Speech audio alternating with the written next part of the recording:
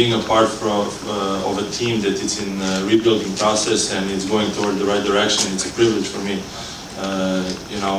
I've been in the past with the teams in the rebuilding process going into the right direction. It's fun. It's a great opportunity and great boat to be on.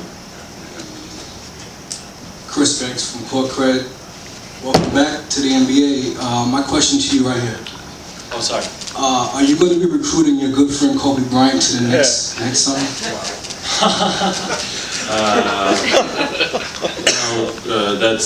That's bad. We had a lot of fun together. We won together. I don't know what Kobe will do this year, next year. I know for sure he'll be playing against us when we play them. So I'm looking forward to that matchup. Sasha, Howard Magdala, USA Today. Like you said, you've been on a number of rebuilding teams. What are some particular specific indicators that the team is getting, that the team is making progress? Just stuff that you've been able to see through the years and stuff that we'll be able to see as well. Well, it takes time. A lot of times people think that things can get done overnight or over a short period of time, which is not true. To build something great, you need patience and you need time to do it the right way. And I think with the team we have right now and the direction this team is going, and personally to be part of that, I feel special because I've been a part of that before, of a similar rebuilding. So I'm just excited to what lies ahead. Mark Berman here at Post. Why were you out of the NBA for so long? Was that your choice? And also, are you still friends with Maria? Do you still talk to her? Well, we all know that famous lockout that happened, so I was impatient. No one knew how long the lockout would go for, and impatiently I wanted to play basketball. Basketball is my passion, it's my love, and I live and breathe basketball nonstop, so I didn't want to take any time off. Somehow I ended up being in Europe longer than expected, but that was also a great journey that I took, and I have no regrets. I am right now where I want to be with a team that is very special, one of the biggest franchises in the history of sports. So I think every step I did in the past, lockout kind of messed it up, but that's okay. I'm back now, and I don't look in the past. I look in the future and the chapter that it's about to be written with the Knicks. Hey, Sasha, right here. Do you ever talk to Maria anymore? Are you still friends at all? Maria Sharapova. I can hear you, what? We're talking about basketball. I'm focused about what lies ahead right now, and we're leaving for training camp in a couple of hours.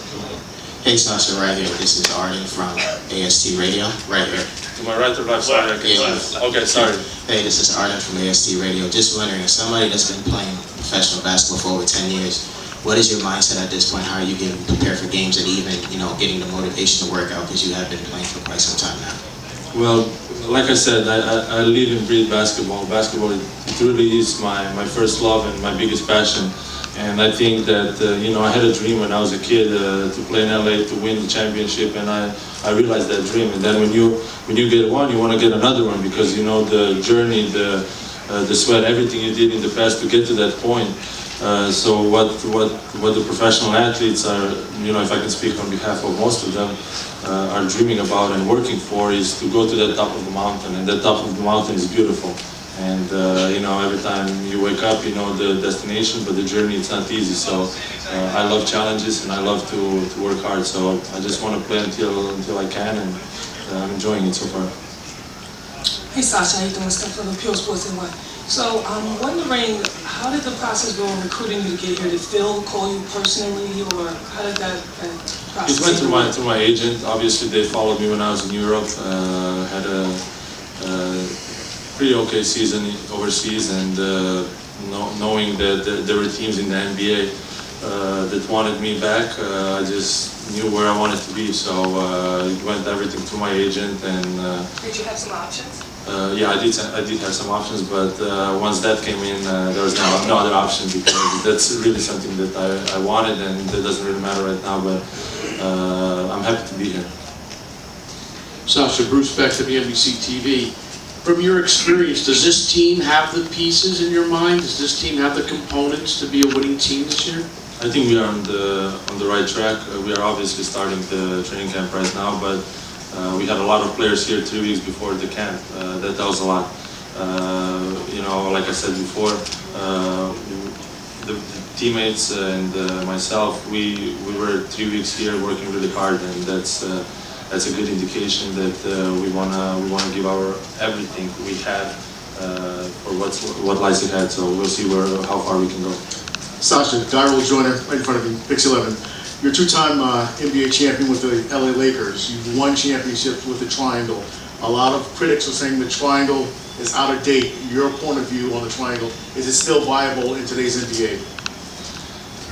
Well, that's the most winning offense in basketball, if I'm not mistaken, right now. And it's been proven. It's been around for a very, very long time. And if you look around the NBA teams, and if you look around the playoffs last year, there are quite a few teams that are playing triangle. So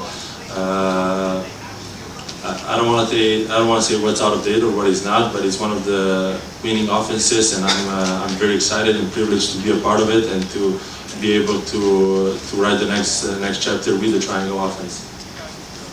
Hey, Sasha, from over here. Yeah. From Pix 11. So, you know, as an international player yourself, what are your thoughts on Porzingis' assimilation here in New York City? Well, to be honest, like I watched the draft before I was with the Knicks, and I thought at the very first second I was, wow, that's the biggest deal of the draft. I've seen him play obviously in Europe, and I know him. I got a chance to meet him here, and you know we spent some time together. You know, he's very high draft pick, but he's also very, very young. So sometimes we forget he needs to mature, he needs to grow as not only basketball player, as a human being. And there's going to be a lot of patience that will be needed, but I think he's a warrior and he has it. He has that it. So I'm very, very excited to be his teammate, and I'm happy for him to be a part of his journey. Hey, Sasha, right here once again, Arden from AST Radio. Of course, throughout the time playing in the NBA, you're somebody that have had a role as a role player. You've helped out to win championships, multiple actually. You know how easy or hard it can be, to adapt to new roles and to play a certain part when there's going to be one or two guys who's going to get their shine and everybody else has to do what they have to do in order to help the team win. How easy or hard is it? Well, on a journey towards something great, towards the championship or towards the great mountain, is you need to have your brothers with you. Nobody won alone, and nobody will ever win alone. So you have a team, you have everybody on the same page, and then you can start talking about how special you can be. Roles or not roles, every role is special. Every player is special because of what he brings